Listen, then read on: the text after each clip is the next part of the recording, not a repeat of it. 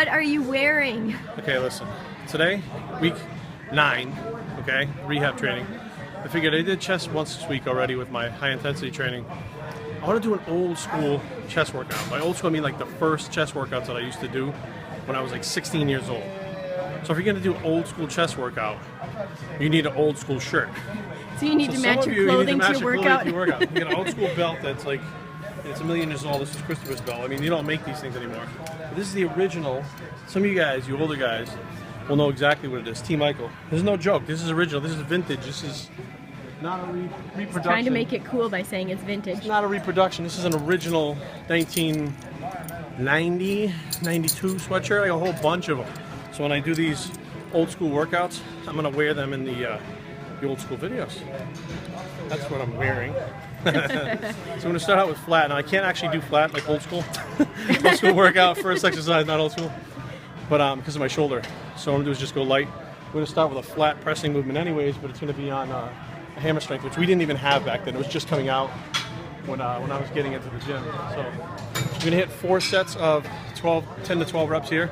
Then we'll move on to an incline movement. So usually it's about 5 or 6 exercises, 10 to 12 reps. Now, as I progressed a little bit more in my early 20s, I started going up to like 1 rep maxes on chest day.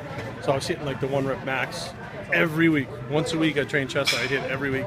Then I started doing chest like 5 or 6 times a week. But these are the original workouts that I did when I was literally 16 years old. That was a long time ago.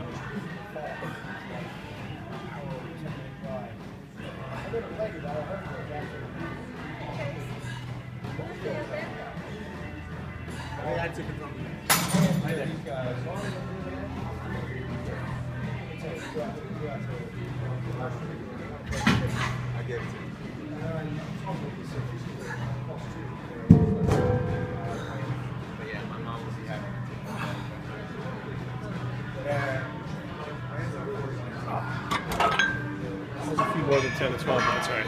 So 4 sets, 10 to 12. Moving on to the second movement, incline presses. I used to do them on Smith machine or a regular bar, depending if I could get on the Smith machine or if the bench was taken. Doesn't really matter. You guys might notice after the sets, after the final set, you see me taking the weight off the bar. Take your fucking weight off your bar when you're done. Don't leave your goddamn weights on there. It's bad etiquette, and it's like that new school lazy bullshit. Like if you're so lazy that you can't take your fucking weights off the bar, you shouldn't be in the gym playing with them to begin with. I say playing because that's what you're doing. You're playing, not you're working. Douchebags. Anyways. Yeah, you tell them. All right, 10 to 12 inclines.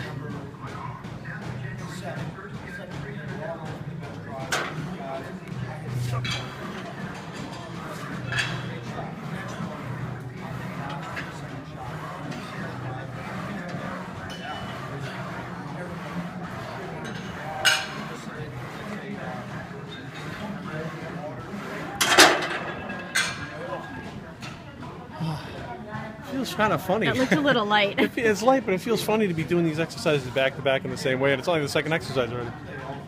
It's kind of fun. Makes you feel young again. Third exercise. So I don't know if I made a video about this or not, but this machine, which is like just a pec deck fly machine. Well, it's not a pec deck, it's the seated fly machine. I hadn't used it before, and I was like 16, somewhere in there. It kind of looked dangerous to me, so I kind of stayed away from it until I got enough balls to get up and give it a try. And then the first time I used it, the very first time I used it, this is so weird. Because I don't, right now I don't really believe that you can shape a muscle. I mean, it's just what you've learned over time. But the contraction in the middle of the chest and the lower part of the chest was a lot different with this machine. And I noticed I got like a better pump then, like when I used it in that first workout. And then it never went away. Like the pump seemed to stay, almost like it stimulated that area, and it just stayed there after that workout, which was very bizarre because I always had like a concave chest. It wasn't a very good chest at all. And I mean, I have no scientific evidence to back it up. I can just tell you what I saw, what I felt, and what happened. But I continued to keep it in my program for as long as I could until I started having shoulder problems with when I was in wrestling. But I mean, it's a good isolation exercise. I think it builds a lot of mass. No, but it definitely made my chest look better. So we're gonna stick with it. I'm gonna be careful again with my shoulder, but try not to rip my shoulder off.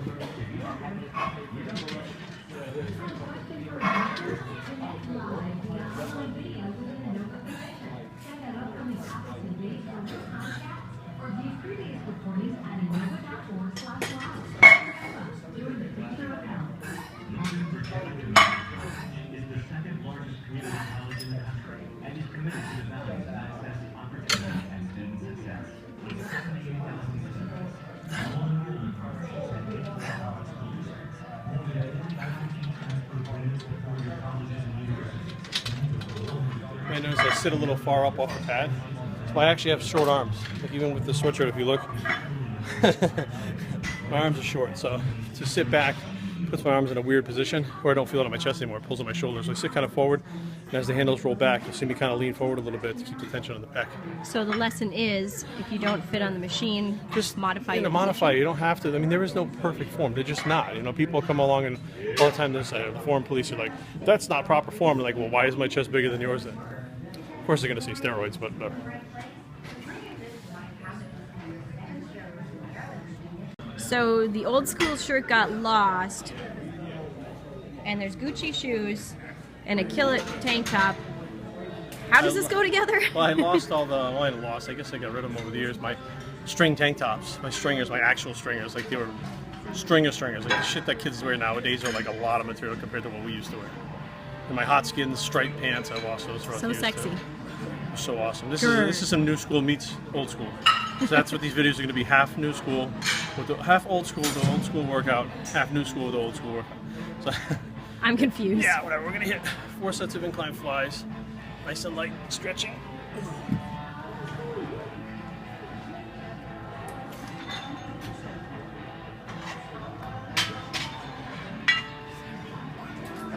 Listen to the doc and on the radio. That's awesome.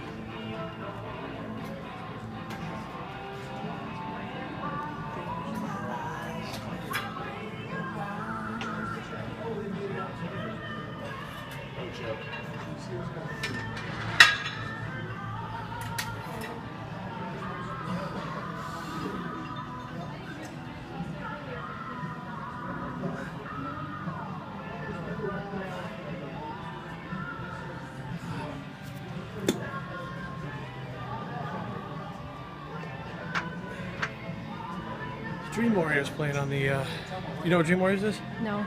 So there's Nightmare on Elm Street 3, Dream Warriors. That would explain why I've never heard of it. It's the theme song from that. Is the theme song matching the old school workout? Yeah, because that was like Nightmare on Elm Street 3, so I was probably about, when I was about 13 or something like that. Yeah. So a long it's time vintage ago. music too. Vintage. Alright, gonna head back to a compound movement now. Just did like a couple compound movements, a couple isolation movements, one compound, then one isolation, so we'll go crossovers next. Dips. Now, it took me a while to do dips too. We didn't have the assisted machines. Back when I was like 16, they didn't have those. So basically you had to either do your body weight or that was it. So I remember me and Donnie, like he would like hold my ankles. Maybe like, but the rhythm would be off, so he kind of be throwing me forward. I'm like falling in the thing and stuff. Eventually we got it. You know, we got strong enough to do it, but it's a good compound movement. But the problem is, if you have a shoulder injury, you got to be careful. It definitely stretches the shoulder. So I can't go super deep, which you shouldn't go super. Just because you can go deep doesn't mean you should go deep. And the idea is you don't want to lock out at the top and engage more tricep than pec in it. But at the same time, you don't want the joints to take the tension off the muscle. So there's definitely, I feel, an optimal way to do it and a not optimal way. And of course, the form police are going to get pissed, but fuck them. It doesn't really matter. I thought dips were just a tricep exercise. No, well, it depends on how you do them. I mean, if you stay straight up, you unlock the elbows and squeeze straight back up, a lot of the tension stays on the tricep. I mean, your pecs are still bracing, but you're not getting a stretch and a contraction in the pecs. You get more of like an isometric contraction. But the idea is, as you do any chest exercise, the function of the chest is to bring part of your upper arm across. So when you kind of fly, press, dip, it's always bringing that part across the chest. Even if it doesn't go across, it brings it from being a lateral position to facing down. So when you get in the dip position, if you come down far enough, that's a dip. If you're bench pressing, if you're flying, it's all almost the same exact movement. It's just a little bit different tension on the joint. Yeah, I actually like to do these kind of close.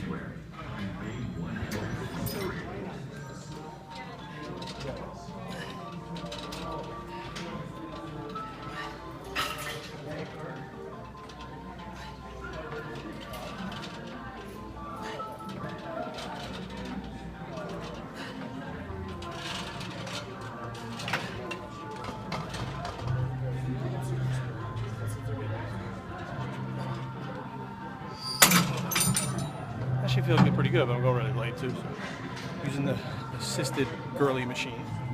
Hey, not all girls use assisted machine. Most girls do regular dips. They don't do that.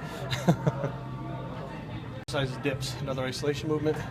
Try try to concentrate on squeezing the pecs together, not throwing the weight around, which I have a tendency when I start benching and stuff to really start throwing weight around, even on the dips, to kind of loosen my form up a little bit. But you can't really do that with these because you lose control and want to be getting hurt or banging yourself in the head or something, which I've done.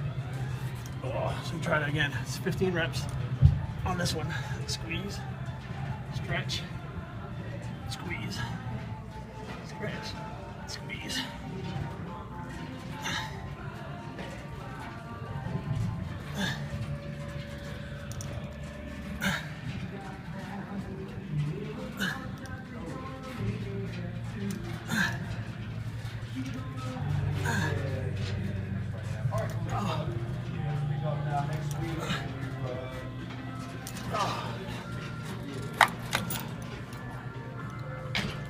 That's it. So we did flat incline, pec deck, fly. Incline Smith. Yeah, we already concluded that one. Dip, and this one, 6 times 4, 24 sets for chest total, which is about right. And sometimes we do some push-ups to end off with, which I don't think I'm gonna do those today. It's just got a lot more volume than I'm used to. So this is the old school workout. It's actually called like the 16-year-old old school workout. So if you're 16, you should be doing this. Not what I do now, what I used to do. So this is the BioS3 16-year-old old school bicep and workout.